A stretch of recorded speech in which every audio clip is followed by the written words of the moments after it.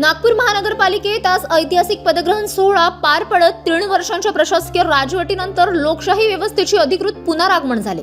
नागपूरच्या 55व्या महापौरपदी नीता ठाकरे, उपमहापौरपदी लीलाताई हातीपेड तर भाजप सत्तापक्ष नेते म्हणून नरेंद्र उर्फ बाल्या बोरकर यांनी पदभार स्वीकारला। सिव्हिल लाईन्स येथील नागपूर महानगरपालिकेच्या नव्या प्रशासकीय इमारतीत दुपारी 12 वाजता हा भव्य सोहळा पार पडला।